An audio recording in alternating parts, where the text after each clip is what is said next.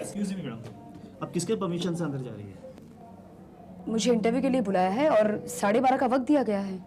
अभी तो बस पहला कैंडिडेट इंटरव्यू दे के गया हुआ है, अंदर उसका इवैल्यूएशन चल रहा है। आपका नंबर आने में अभी 2-3 घंटे लग जाएंगे। आप वहाँ लाइन में बैठिए। मुझे लाइट में बैठने की आदत नहीं है। आदत नहीं है तो आदत डाल दीजिए, वरना हमेशा के लिए लाइन में बैठने के लिए तरस जाएगी आप। आपका ऑफिस कितने बजे खुलता है? 9:30 बजे। और ऑफिस खुलने के बाद आपका स्टाफ 3 घंटे बाद आता है? नहीं, हमारा स्टाफ बहुत पंक्चुअल है। अच्छा, तो आज कहाँ गई आपकी पंक्चुअलिटी? वैसे किस पोस्ट पर काम करते हैं आप? मैं गारमेंट्स मैनेजर। ओह, क्या आप जानते हैं कि इस लाइन में कितनी डेडलाइंस होती है? क्या आप जानते हैं कि टाइम की कितनी अहमियत होती है? क्या आप जानते हैं कि हर पल कितना कीमती होता है? 12:30 का टाइम देकर आप किसी को 3 घंटा कैसे वेट करवा सकते हैं? और आज जिसका सिलेक्शन होगा वो कल आपके स्टाफ में शामिल होगा। अगर आप उनके साथ पंक्चुअल नहीं हो सकते हैं तो आप उनसे पंक्चुअलिटी की उम्मीद कैसे कर सकते हैं? बोलिए, नाम क्या है आपका? ओहो, आप इंटरव्यू देने आई हैं, आप इंटरव्यू लेने आई है? आपको क्या लगता है मैं इंटरव्यू देने आई हूँ या इंटरव्यू लेने आई हूँ? वैसे अब आपकी इजाजत हो तो मैं अंदर जाऊं? डू व्हाट यू वांट, पर मुझे बख्श दीजिए आप।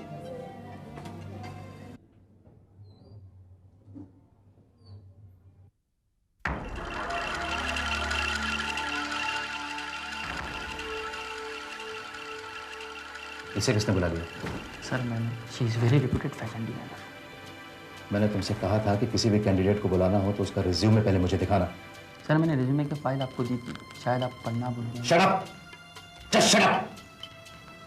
याद नहीं था तो याद दिलाना चाहिए था। एकदम निकम्मे हो तुम लोग, यूजलेस।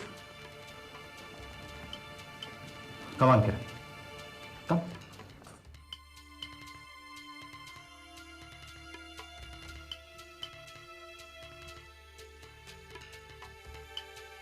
एक्सक्यूज मी किरण, लेकिन ये जो इंटरव्यू है वो काफी जूनियर लेवल के डिजाइनर्स के लिए, मेरे ख्याल से तुम्हें सूट नहीं करेगा।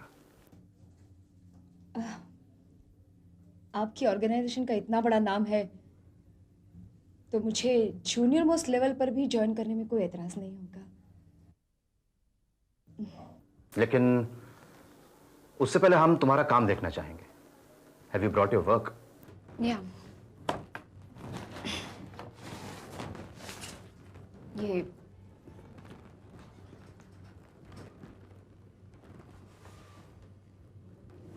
Nice. This one is very nice. Very bad, Excellent. Very poor. This is excellent. This is the worst thing I've seen ever in my life. Don't try to teach me, okay? I'm sorry to say, किरण, लेकिन मुझे तुमसे इतने घटिया काम की उम्मीद नहीं थी। क्या यही है तुम्हारा स्टैंडर्ड? हाँ? और फिर तुम तो विशाल की दोस्त रह चुकी हो, तुमने उससे कुछ सीखा नहीं? हाँ? तो किसी जमाने में विशाल तुम्हें हमारे इस गारमेंट्स डिवीजन का इंचार्ज बनाना चाहता है। अगर कहीं ऐसा हो जाता तो विशाल एंटरप्राइजेस का तो कंटाधार हो जाता। माय गॉड, किसी ने ठीक ही कहा है, जो होता है वो बहुत अच्छे के लिए होता है। अगर कहीं विशाल से तुम्हारी शादी हो जाती तो। मिस्टर प्राणनाथ,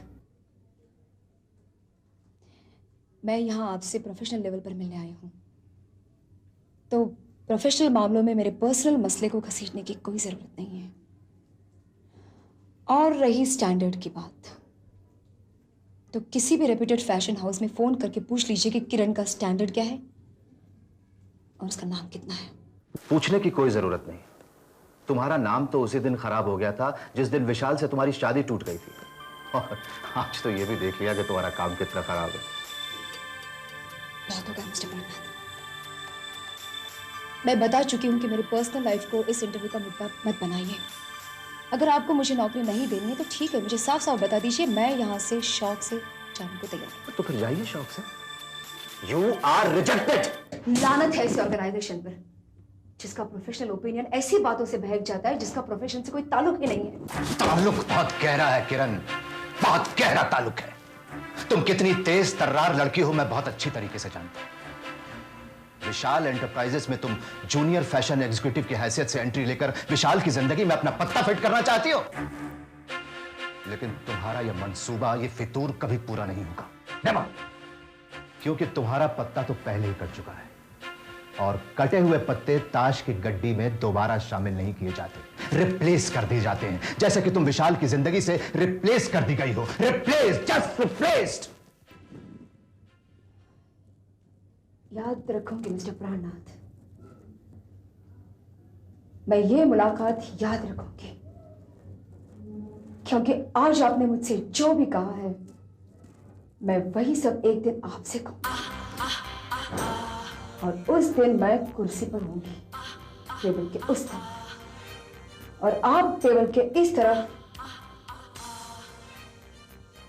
खड़े होंगे मिस्टर प्राणनाथ।